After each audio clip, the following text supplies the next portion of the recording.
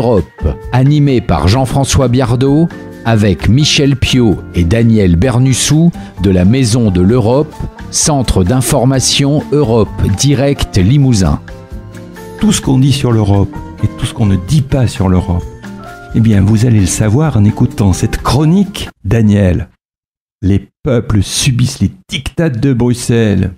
La Commission est omnipotente. Les citoyens n'ont rien à dire. Alors, est-ce que c'est vrai ? Alors, cher Jean-François, reprenons point par point. Les diktats de Bruxelles. Le mieux, c'est d'aller dans les traités, d'aller voir dans les traités. Les 3 rappels, sous forme de 3 alinéas d'un seul article, l'article 5 du traité de l'Union européenne. Alinéa 2, je lis. L'Union n'agit que dans les limites des compétences que les États membres lui ont attribuées dans les traités. Toute compétence non attribuée à l'Union dans les traités appartient aux États membres. C'est ce qu'on appelle le principe d'attribution. Alinéa 3. Dans les domaines qui ne relèvent pas de sa compétence exclusive, c'est-à-dire la concurrence, commerce extérieur, la monnaie et la gestion des ressources halieutiques, donc hors de cette compétence exclusive, l'Union intervient seulement si et dans la mesure où les objectifs de l'action envisagée ne peuvent pas être atteints de manière suffisante par les États membres, tant au niveau central qu'au niveau régional et local, mais peuvent l'être mieux en raison des dimensions ou des effets de l'action envisagée au niveau de l'Union, phrase extrêmement longue sur un principe absolument fondamental qui s'appelle le principe de subsidiarité. Et qui est souvent ignoré. Complètement. Ou alors mal compris. Mal compris. Alinéa 4. Le contenu et la forme de l'action de l'Union n'excèdent pas ce qui est nécessaire pour atteindre les objectifs des traités. C'est ce que l'on appelle le principe de proportionnalité. Alors si ça, Jean-François, c'est de la dictature, c'est quand même de la dictature fortement consentie. Parce que tout ça est signé par les États, bien sûr. Alors la Commission est-elle omnipotente ? Deuxième point. Alors 4 remarques là-dessus, le débat est très vaste. Certes, la Commission a le monopole de la proposition législative, mais elle soumet ses projets législatifs aux parlements nationaux qui ont la possibilité de bloquer le projet s'ils estiment que le principe de subsidiarité dont on parlait juste avant n'est pas respecté. D'autre part, la Commission demande leur avis à différentes instances, le Comité des régions pour certains projets, le Comité économique et social européen pour d'autres projets. Par ailleurs, la Commission ne décide pas, puisque la très grande majorité des projets ainsi que pour le budget, l'adoption, pour la très grande majorité des projets et pour le budget, l'adoption est le résultat d'une codécision entre le Parlement européen et le Conseil de l'Union, ou du Conseil des ministres. Et pour les actes législatifs de loin les plus nombreux que l'on appelle les directives, ce sont les parlements nationaux qui participent à la transposition de la règle européenne dans le droit interne de chacun des États. La Commission est un collège animé par un président issu du groupe politique ayant emporté les élections législatives européennes en 2014. Ce sont les conservateurs Douce et Juncker. Donc c'est bien une fabrication citoyenne. Elle comprend, cette commission, 28 membres, le président et 27 commissaires, un commissaire par État membre proposé par le gouvernement du pays.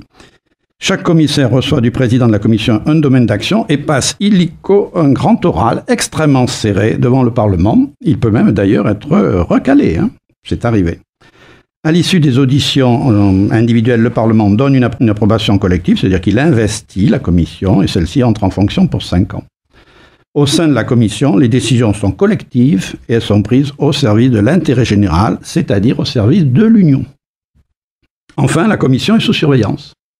Indépendante des États, la Commission travaille sur le contrôle permanent du Parlement qui peut la démettre par une motion de censure. Par ailleurs, c'est très politique, elle est sous observation extrêmement vigilante des chefs d'État et de gouvernement qui forment le Conseil européen. Troisième point, le citoyen, allez-y. A-t-il quelque chose à dire ? N'a-t-il plus la voix au chapitre ? Il n'a plus la parole. Sauf que il est représenté directement, ce citoyen, au Parlement, qu'il élit depuis 1979 au suffrage universel direct, et sur la base de programmes politiques, au prorata de la population donc des États. Les Français, ce sont les citoyens français qui ont décidé d'envoyer 24 députés europhobes du Front National parmi les 74 députés français. Ce Parlement voit des citoyens, débat et vote en fonction de sensibilités politiques portées par des groupes transnationaux. Sauf que les intérêts nationaux sont défendus au sein du Conseil de l'Union des ministres, donc, que l'on appelle la voix des États, et chacun de ces ministres, évidemment, appartient à un gouvernement issu d'élections nationales. Soit dit en passant, il arrive fréquemment que des ministres votent à Bruxelles des textes qui n'assument pas toujours devant l'opinion une fois franchi la frontière de retour, une fois rentrés au pays. Enfin, des procédures permettent aux citoyens qui le souhaitent de participer au débat européen. Alors j'en cite quelques-unes, elles sont importantes. Le droit de pétition auprès du Parlement européen, reconnu à tout citoyen. En 2015, il y a eu plus de 1400 pétitions déposées, 943 ont été déclarées recevables par la Commission des pétitions. Il y a aussi, nouveauté du traité de Maastricht, l'initiative citoyenne européenne, qui est soutenue par 1 million de signataires issus de 7 pays au moins, permet de saisir la Commission afin qu'elle propose une législation. Alors là, en ce moment, il y a une initiative citoyenne concernant le glyphosate. Il y a aussi la procédure de la consultation lancée par la Commission donc avant des initiatives législatives majeures. Il y en a une sur la PAC en ce moment, il y en a même une sur le FEAD. Alors on ne sait pas ce que c'est que le FEAD. Le FEAD, c'est le Fonds européen d'aide aux plus démunis. Et il y a toutes les associations caritatives reçoivent en ce moment des invitations à répondre à une consultation. Enfin, il y a l'information, puisque la Commission fait œuvre de transparence lors des négociations des traités de commerce ou à propos des lobbies, où on a un registre de transparence, par exemple, qui répertorie tous les lobbies travaillant à Bruxelles, et c'est vrai qu'il y en a pas mal. Et puis, dans le domaine de l'information, il y a les relais sur le terrain, des représentations de la Commission dans les pays, et les CIED, les centres d'information Europe Direct, dont l'un des plus efficaces est évidemment celui de Limoges. Alors, une citation pour terminer, que j'emprunte à Nicolas Levrat et qui explique une partie souvent des confusions. Qu'est-ce que dit Nicolas Levrat? C'est un juriste politologue suisse. Il dit « L'Union européenne ne saurait être calibrée et jugée en fonction de critères nationaux, car elle n'est pas réductible à une démocratie nationale. » Et je crois qu'une fois que l'on a compris ça, eh bien la question de départ, démocratique, pas démocratique, elle tombe quasiment d'elle-même.